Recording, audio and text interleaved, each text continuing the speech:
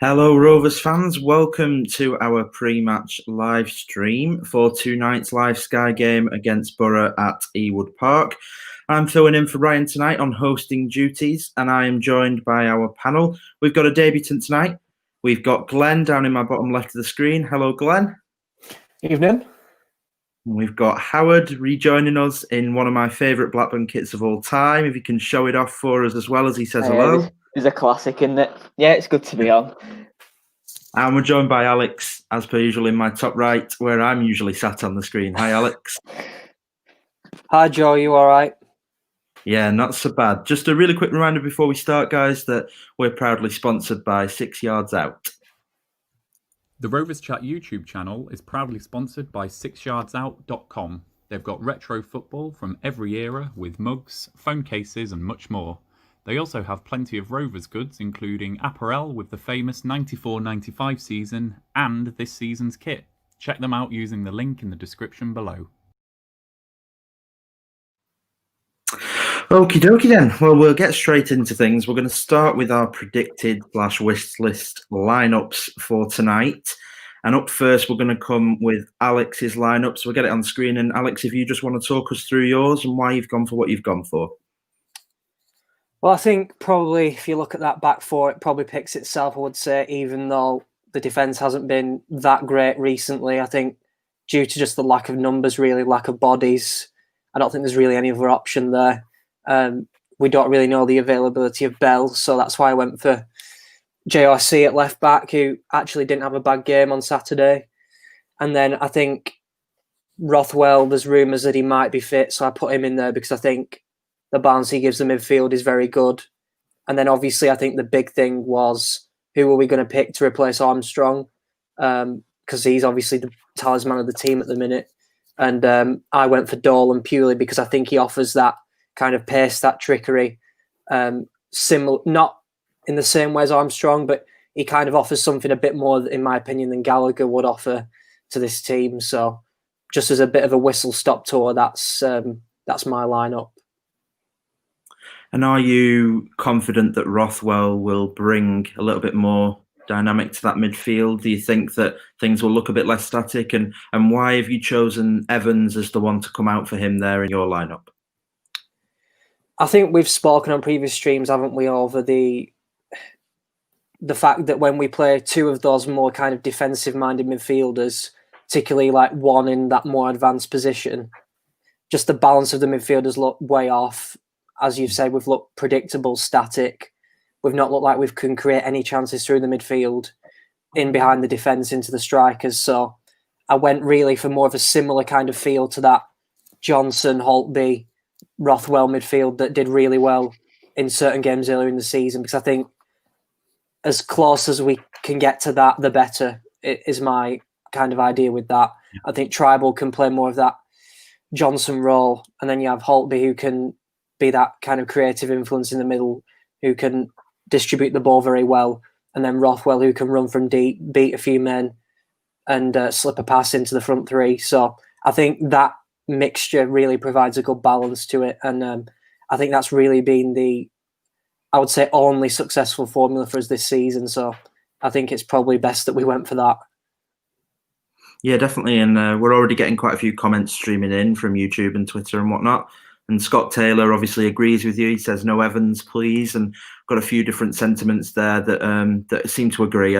People are against Corey Evans in the starting lineup today. And obviously, Rovers fans, get your comments in. Let us know what you want to see as we scroll through these lineups that we want to see. So we're going to move on to Glenn next, making his debut tonight. Glenn, do you want to talk us through your predicted / wish list lineup, please? Yeah, cheers for having me. So pretty much same back four as what Alex had there, and as he says, it picks itself really. I think the centre halves we've not really got any more experienced options. It's a bit of a risk chucking Wharton in there. My other potential thought would be to put Nyambi at full sort of centre half and maybe have JRC at right back, but that's only if you've got Bell fit, and I believe Bell's out with COVID now. Same midfield three as Alex as well. Again, that kind of picks itself. I've dropped Evans out of there, just like you say. I think Rothwell's a bit more dynamic. He gets the ball, he moves you up the pitch, he gives you that kind of initial kind of 10-yard sprint and gets an attack going, whereas I think Evans is guilty of being a bit pedestrian sometimes. And I've gone for Gallagher up front through the middle. I think it's whether Mowbray picks him there or not, I'm not sure. For me, he's a number 9. He's a striker. He's not a winger. If Mowbray doesn't pick him and maybe he goes for Elliott through the middle at Brereton, I think it says a lot about whether Mowbray fancies him or not at the minute. And it's a big chance for him if he does play. It's a big chance to say, I'm the number 9, not Armstrong. And that's how I see it. And yeah, can't really drop Brereton. And I'd be inclined not to move into the more pressurised centre-forward role. Oh. Yeah. And Ben's played quite well this year, obviously, Ben Brereton. Would you say that he might feel hard done by to not get a chance through the middle, or do you think that he's nailed down that left forward position now and that's where he should continue to play? Or is Armstrong's injury a really good chance to test him in that central area? It is a massive question that I think he has earned the right to potentially play through the middle. His performances since the lockdown have been like a different player, but I just think he's made that place out wide his own now. To move him inside just changes a little bit too much. I'd rather have one change rather than 2 or 3 to accommodate it. And yeah, he's played well out there, so I wouldn't move him. Yeah, I think I agree as well. So, Howard, we're going to move on to your lineup now. And as per Rovers fans, keep getting your comments in. Let us know what you think. Let us know what you've gone for, Howard, and why you've gone for it. Yeah, so I've gone for the exact same team as Alex, actually. In terms of the front three, I personally today, I think it would be better to stay away from Gallagher. I have no doubt in my mind that Gallagher will start today, but I think against a very defensive setup like Middlesbrough have, I feel that we should rely on a little bit of individual brilliance in players like Elliott and Dolan instead of relying on Sam Gallagher again, who I assume will probably play on the right-hand side. I feel like that kind of plays into Middlesbrough's hands a little bit. I feel like with the centre-halves they have, they can deal with that like quite easily. It happened quite a lot last season, I felt, when he played. In terms of the midfield, I've dropped Evans as well. I didn't think Evans had a particularly bad game against Swansea, but I don't know, he kind of falls victim. He's clearly not right for that position. Rothwell was really good there when he before he got his COVID and his injury. So it kind of just makes sense all round to maybe bench Evans and let Rothwell come back in if available to kind of bring the balance back to that midfield that it's lacked since before Nottingham Forest, really. And in terms of the back five, we've all gone for the same back five. I mean, it does pick itself. Alex and Glenn were completely right. There's a couple of players that I wouldn't be against being in it. I think Tyler McGlaw, out of anyone, could be really good in this system. I also am a fan of Lewis Thompson at left back, but realistically, they aren't getting picked. So I think that back four is basically set up until Douglas or Bell come back from injury, or maybe Ayala, and the same with Piers as well for Kaminsky. So most, if not all, can't remember exactly, I think most of us have gone for Dolan back in the team in some position or another. What do you think, Howard, about Dolan? Do you think he went into a run of bad form, or do you think he just got dropped because of one game? What do you think about Dolan, and do you think he can have a strong influence today? In the last few games that he started, I think Nottingham Forest and Cardiff, he kind of they kind of wised up to him a little bit. They allowed one of the midfielders to come in, so it meant that he kind of got sort of suffocated in his position, so he didn't quite get the space that he needed to thrive. So I'm hoping today that Middlesbrough, I mean, Neil Warnock isn't an idiot. We all know that. Middlesbrough are going to know about Dolan. They're going to know about Elliott. But I feel like with both of them, maybe the attention could get diverted off one and it could kind of help the other. But the only issue I have with Dolan is the fact that he's on the left-hand side. I think he came on in a game, can't remember off the top of my head which one it were, and he played on the left-hand side. It didn't suit him because he's direct. He puts a good ball into the box, and that being on the left-hand side, because that's not his strongest foot, it kind of sort of negates that. He kind of struggles to do it to the same efficiency that he did before.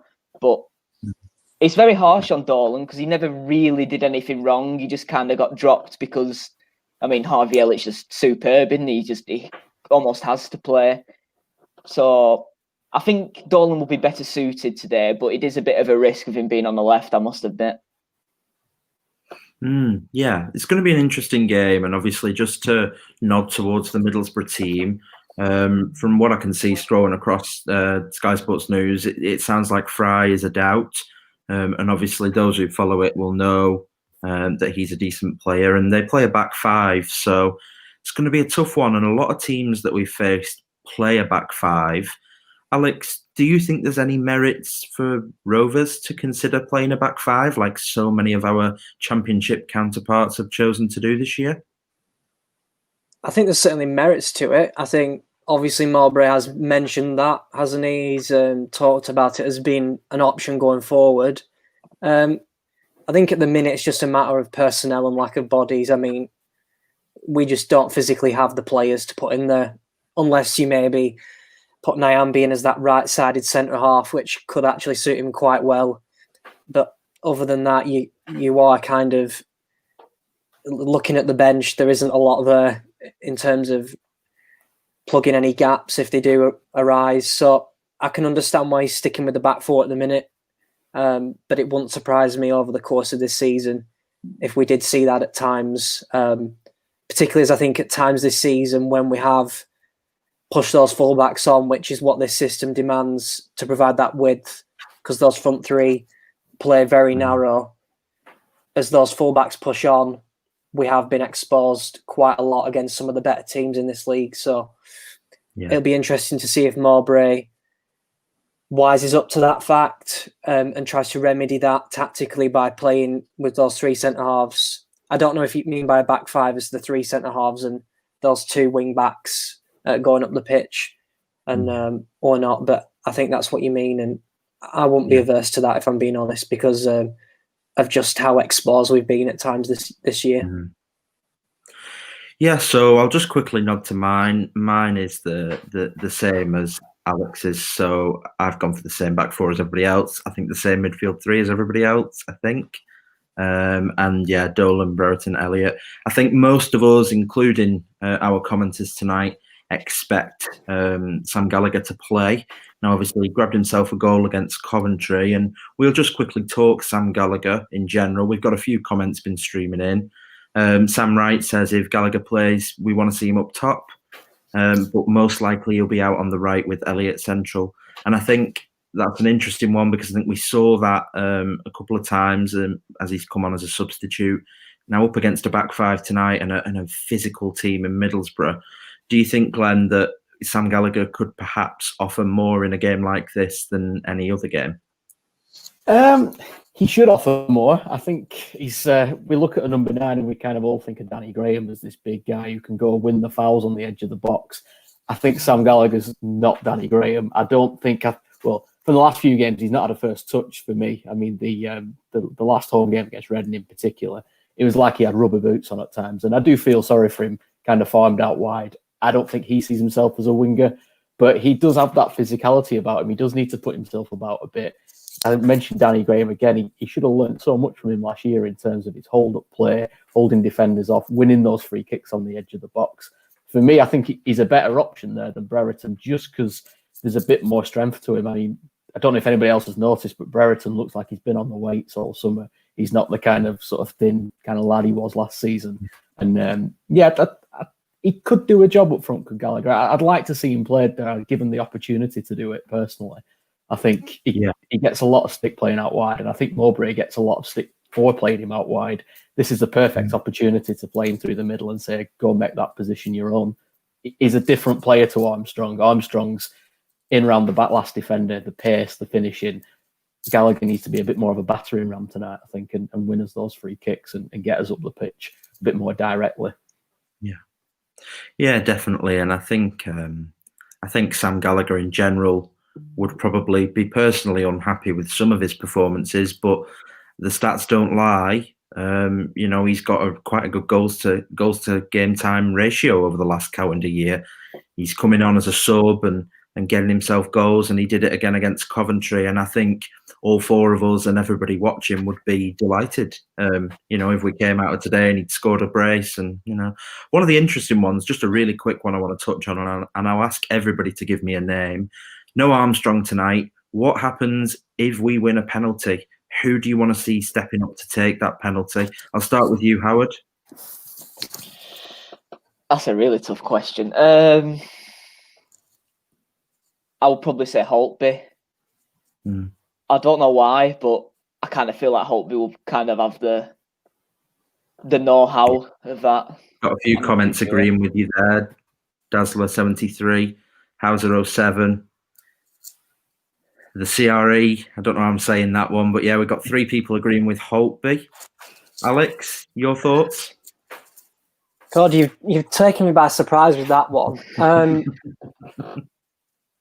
You see, I look at that front 3 and I think, would I be that confident with any of them over a penalty? And I think the answer is probably no. But I think the person I'd be most confident with, despite in my opinion, Holtby being a poor finisher, as we've seen this season, I would go with Elliott personally. And then that might be a bit of an outlier pick, but I'd go with Elliott. Yeah. And Glenn, your pick? I'd say Holtby for the pure German efficiency factor. Germans don't miss penalties. There's one of those. And I'd probably agree with Elliott. I think technically wise, he looks like a player who could take a penalty and put it where he wants to put it. My concern is he's only young and you miss a penalty at his age, and it's one of those things that can massively damage you. So, yeah, I'd probably go Holtby, definitely. Yeah, it's an interesting one, isn't it? I think if he was fit, I'd probably say Bradley Johnson, someone who'll just plant the ball down and stick it in the back of the net. I always loved Craig Conway's penalties.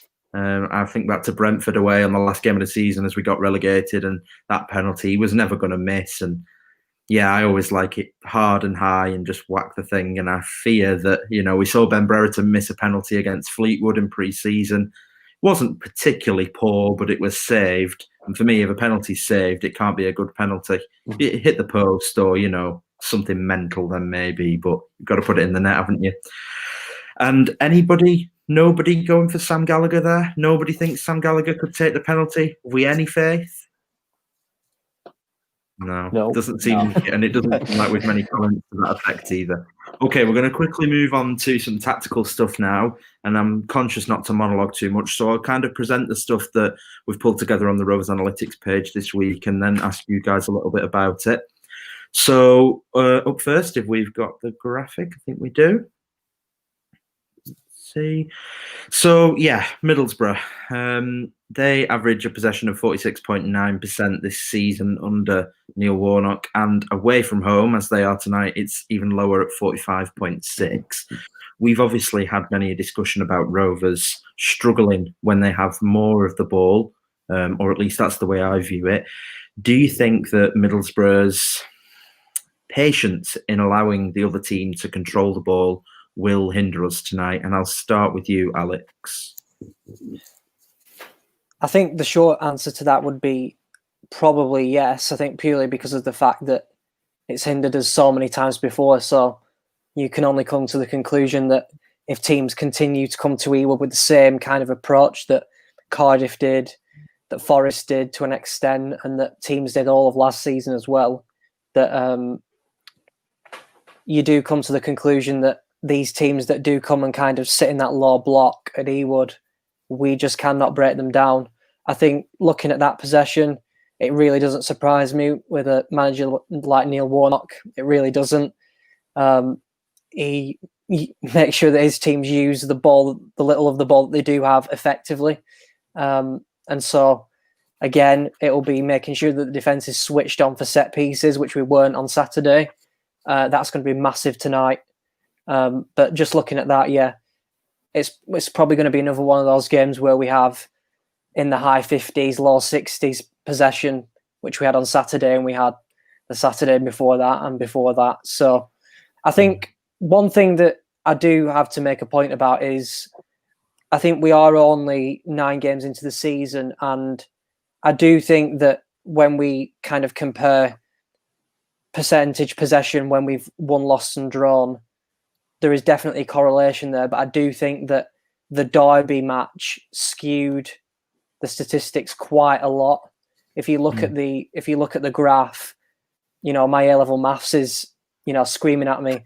That Derby dot is a massive outlier there, and you can see it in the top left there. That Derby game there, that is a massive outlier, and that does have a big impact on those stats, really. So I do think we're at the point in the season where we've played too few games and too few sample sizes to. We've got too small sample size to maybe tell yet, but there definitely is a correlation there, and it's certainly interesting. But yeah, it will be a very difficult game tonight, purely down to the patterns that we've been seeing for so many weeks. Yeah, and I think it's interesting. I mean, Derby is an outlier, but it exists. And with 36% possession, we managed to score 4 goals. And the interesting one for me was Coventry. We scored 1 goal in the first half, and the first half we averaged 60-something% possession, sometimes higher. In the second half, from like 60 to just before 80 minutes, we went down to about 45% possession. And they, for some reason, for like a 15-20 minute period, tried to control the ball a lot more. And that was the period in which our 3 goals came in the second half, because they played it around and we pressed nice and high and won the ball back off them. And obviously against Derby, we saw very similar. They controlled all of the ball and we just waited really patiently. Middlesbrough probably aren't going to allow us to do that. So we're looking at having the ball. Now, for me, on your one drawn lost here, the 2 wins are the ones where we've had like uber amounts of possession. And it almost seems to me as if when we have ridiculously low amounts of possession, we can counter. When we have 70% possession, we just overload teams. But anything between 50 and 65, and it's passive. Would you agree with that, Howard? I mean, the chart we're looking at basically says that that's right, doesn't it? I mean, I think even last season, to be honest, I mean, against Wickham, with the type of football they play, I think we would have had that much pushing, that much possession even last season. I think they're just that type of team, aren't they? You're always going to control the ball against them.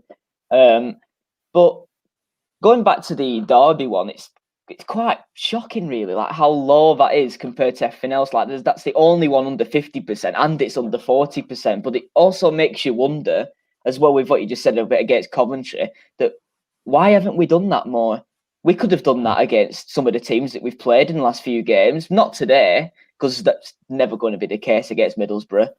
But why not? Like, why has Mowbray not thought that was an effective way to beat a team? Why does it always have to be this same way? And that kind of links back to the plan B, where we almost, I don't know if Derby did play into our hands that day, but with how little of the ball that we had looking at it, we created so many good chances that day. We could have won it by a couple of more, really, but it does make you wonder a little bit. I don't know whether it's stubbornness to an extent, but yeah, it's a weird one. I'm sure it's something that we'll probably be able to get a bit better story from it come maybe another 5 to 10 games. You'll see more patterns, whether the Derby one is simply just an anomaly, like completely out of the ordinary for the rest, or whether we do start to see more results like that come through, which, looking at that, I would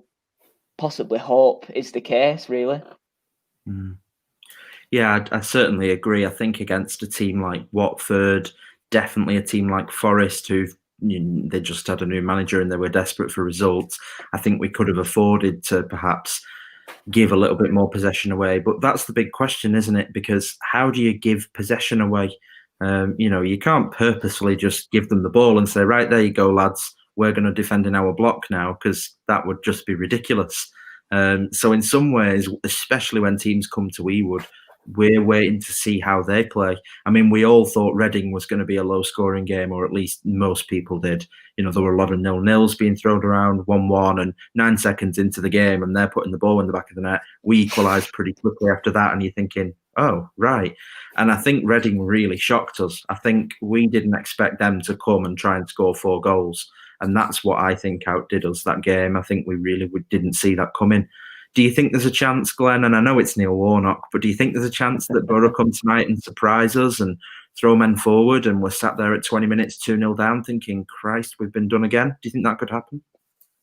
I don't think so. No, I think... no, I can't see it. But then again, I said the same for the Reading game last week. I told a friend, I said it'll either be 1-0 or we'll win 4-0. It'll be one of those games, and 7 seconds in, that's out the window, really. I think just to throw back to the graph a little bit as well, I'd be interested to see which games that were up at the 70% mark and whether that ties in with, did we score early? Because I think if we score early against a team like a Middlesbrough or a Cardiff or a Forest, they have to come out on attackers and it leaves gaps.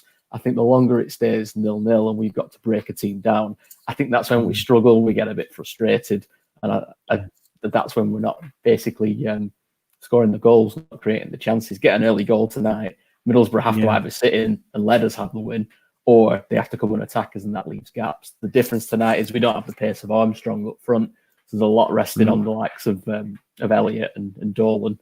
And it's just back to the deal at the opposition after the ball. That's pure Mourinho into Milan, that, isn't it? He used to practice.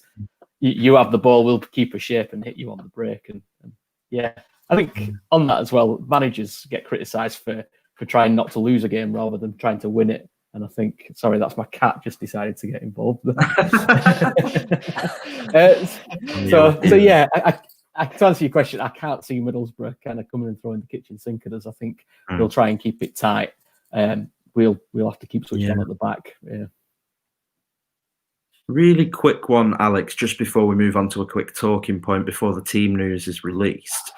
Do you think with no Adam Armstrong today, Middlesbrough could is the key word, make that choice to say we can play a higher line? We don't have to worry about Armstrong nipping in behind us as he does so often. We don't have to sit in our box as much because Armstrong's not there? Or are we quite lucky that as Armstrong is injured, we're playing one of the deepest sides in the league? I agree with what you've just said there, Joe. I think this side coming to Ewood now, they're not going to be committing the fullbacks forward. They're not going to be bombing forward like we are when we go to away games. I think even if they did do that, which I think is unlikely, I think if we maybe started with Dolan today rather than Gallagher, I think he still kind of offers that similar pace. And I think maybe during the game, that would be something that tactically the opposition manager would realise and would try and rectify if he had any sense. So, yeah, I really can't see them coming and trying to play an expansive style of football. I think we all know Neil Warnock too well to expect that. We've got a comment here from Dazzler73. Don't understand Downing signing at all. So I just really quickly now, before team news comes out, just want to move on to a bit of a talking point, and I'll try and get everyone to have a word on this. Stuart Downing re-signed from the club on a one-year deal yesterday, taking the number 6 shirt because Tom Tribal's stolen number 19 away from him. So what do we think about this signing? Do you think, and I'm kind of throwing this out openly really, same question to everybody and we'll go around, a few questions. Do you think he'll get straight into the team when he's fit? Where does he play and who for? And when Dak and Travis are fit, have we got too many midfielders? So that's me 3 questions. I'm conscious of time. So Howard, I'll start with you. Those are me 3 questions. I mean, I like the signing. It made sense to sign him after last season, but for me, he's almost more short term than he actually is. Where he's simply, to me, just seems like depth. He's not going to play as many games he did last season, in my opinion. In terms of where he plays, I loved Stuart Downing last season at left mid. I thought that was by far his best position. And I oddly thought his worst position, where he kind of faded in and out of games, was at centre mid. But he isn't going to play it on the wing. He's definitely going to play in the midfield, maybe as a backup to Holtby instead of Buckley. Kind of see that working a little bit more. Which I'm not against it, because you know his quality. You know exactly what you're going to get with Stuart Downing wherever you put him. But I feel like we won't necessarily play to his strengths as much as maybe we did last season when we had him on the left. I thought he was really good last year, and the best compliment I could give him was the fact that he looked 26 and not 36. He could run for bloody England, couldn't he? He was brilliant at times. But yeah, I like the signing. I think it's risk free. Yeah, Glenn. Just to move on, and I'm conscious for time, so I'll just ask one of the questions rather than three. And we're getting some comments here about his speed and his ability to run and things like that. I don't know about that, and I don't know what we all think about that. I don't think his legs are gone, personally, despite his age. I think that's more just he's 36, so he mustn't be fit anymore. I don't think we've got enough evidence for that. But so what do we think about the Downing signing? And with Dak and Travis returning at some point before the new year, hopefully, do you think we'll end up with too many midfielders in the building? There's an argument we might do, but at the same time, I think there's that many unknowns this season with the COVID, the injuries, that kind of thing. He's a good squad player to have in terms of the experience, the know-how on the bench. You could slot him into that midfield, fitness depending, tonight, and he'd do the job. And I think for me, he's got quality. I think it's better to have too many players at the minute than not have enough. I think on the left-hand side of that midfield. I'm just going to cut you off, Glenn. Sorry. Yeah, okay. You'll have noticed, everybody watching, that we all just kind of looked down at our phones then, all of us, and kind of went, "Oh, right, okay." So Mowbray has pulled the wool over everybody's eyes, including ours and probably Middlesbrough's. It sounds like Kaminski is going to play. According to what I can see, although maybe not now. No, the Rovers tweet doesn't have I think Kaminski someday Jacob will name and shame him. Jacob Crook has accidentally told everybody that Kaminski's playing, and he's not. But we have got the team, and it'll be scrolling across the bottom soon. We'll just read it off. It's Pears Nyambe, Lenihan Williams, Rankin Costello, Tribal Holtby, Elliott Dolan, Brereton, and Gallagher. So the interesting thing to note for me straight away is, where's that third midfielder? So are we going to see Elliott or Dolan through the middle of midfield? What do we think? And Glenn, because I cut you off, I'll come back to you on that one. Would you rather see Elliott or Dolan play through the middle? And what do you think of the lineup, basically? I honestly expect to see Rothwell in there. A bit surprised. I must assume he's not 100% fit.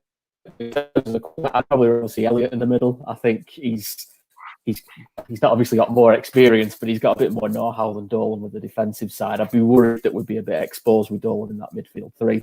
I'll throw this out there. He's not going to go traditional 4-4-2, is he? And play Dolan one side, Elliott the other, and two up front against the back five. You never know. I wouldn't be against that, but it does leave you a bit exposed in the middle. Okay, interesting one. And obviously, guys, we're reacting live to this team news. So get your comments in. What do you think as well?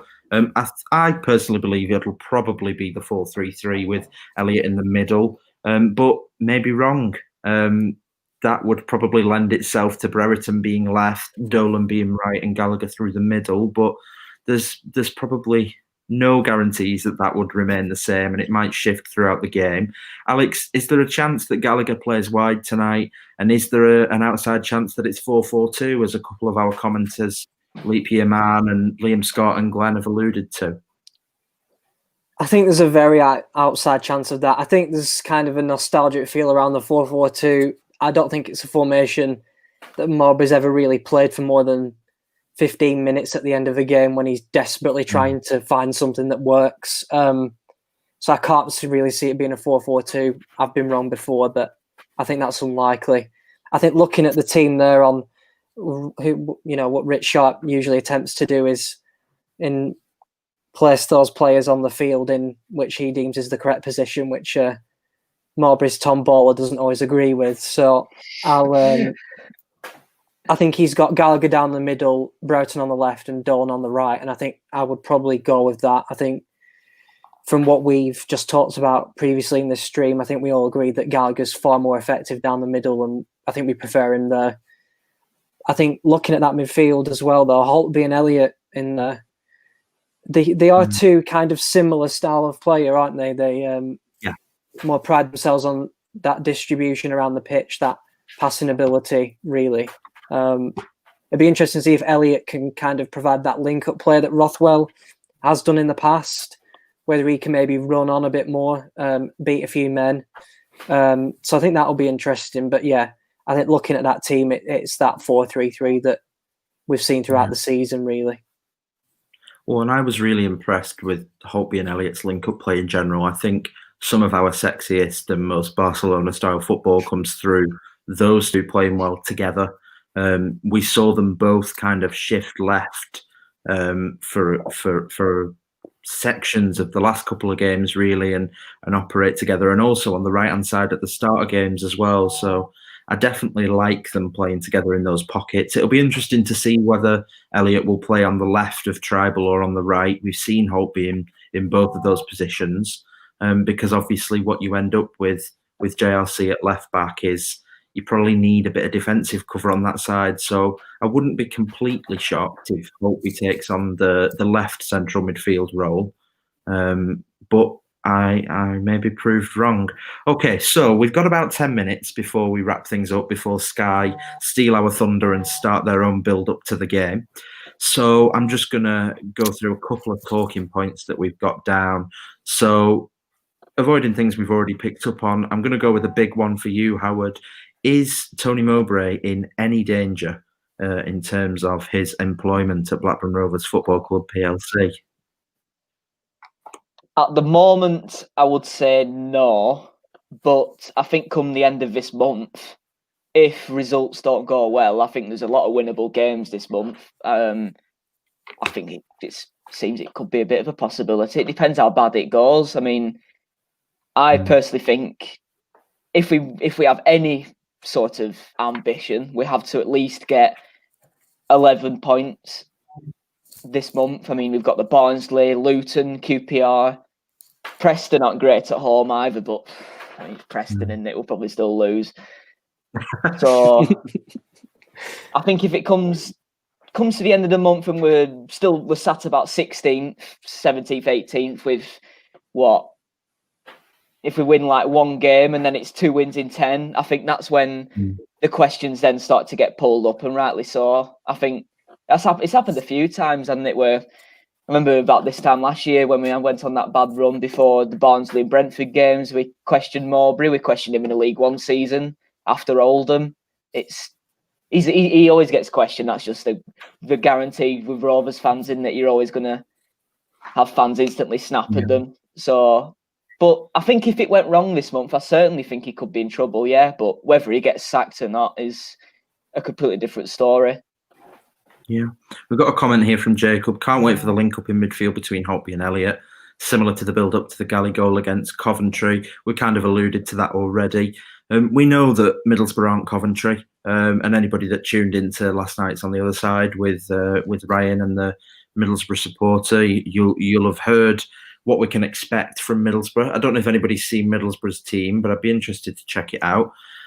So, based off the team that we're putting out tonight, Nyambe at right back, JRC filling in at left back again, are we going to be able to cope defensively?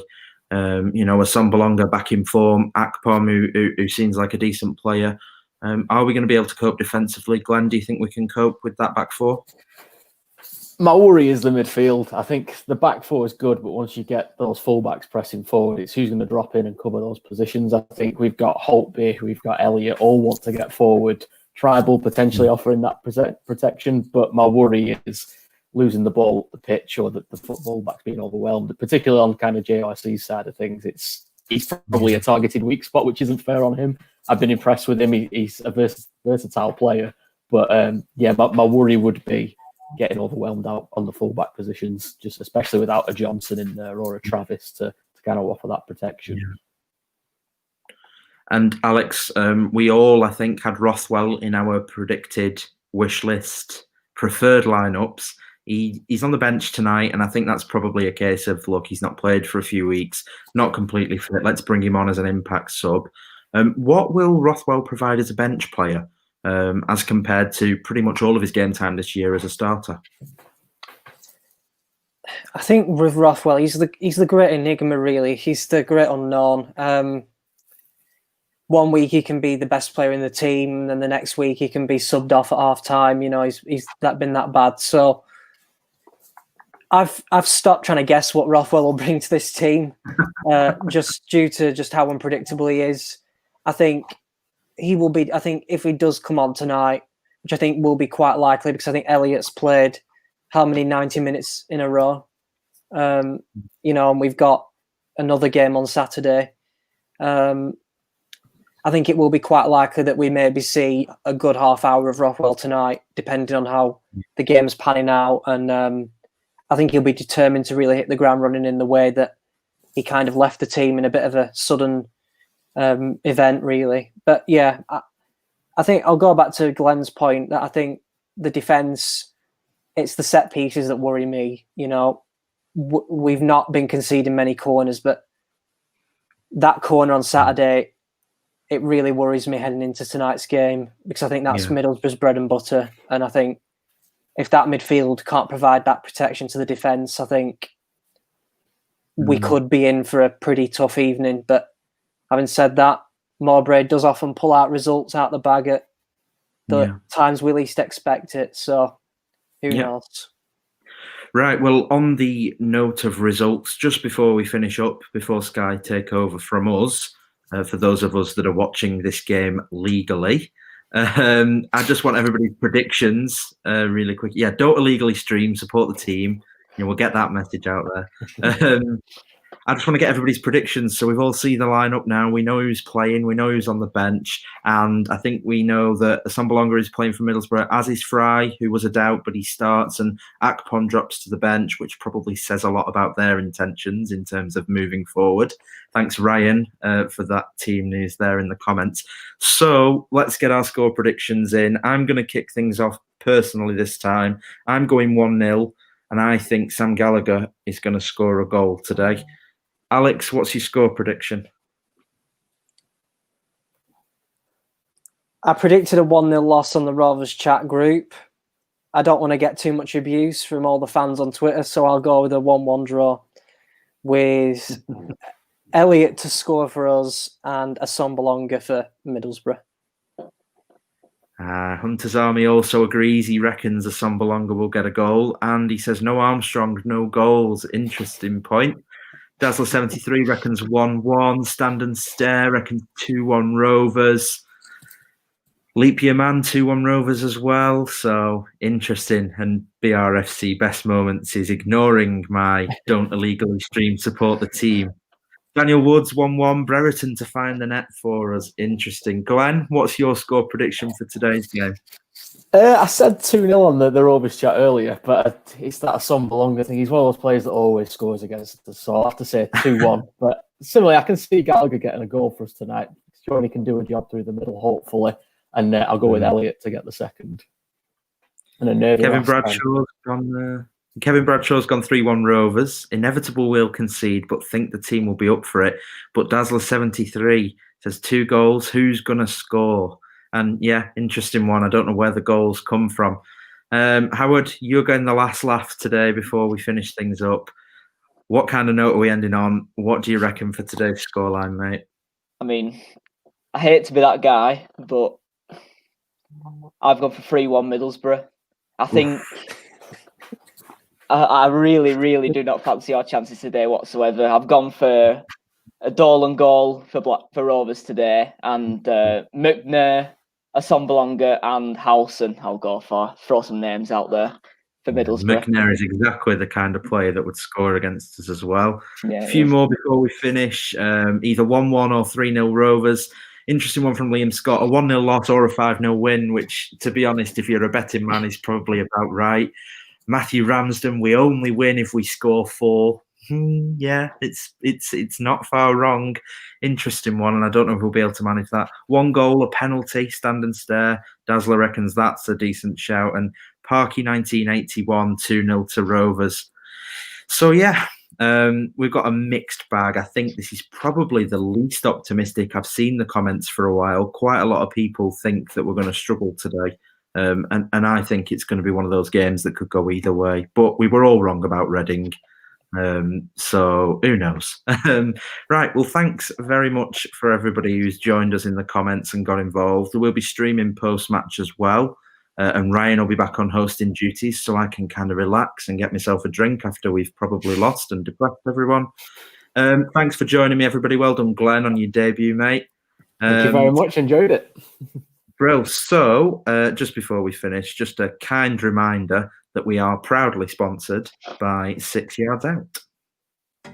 The Rovers Chat YouTube channel is proudly sponsored by 6yardsout.com. They've got retro football from every era with mugs, phone cases and much more. They also have plenty of Rovers goods, including apparel with the famous 94-95 season and this season's kit. Check them out using the link in the description below.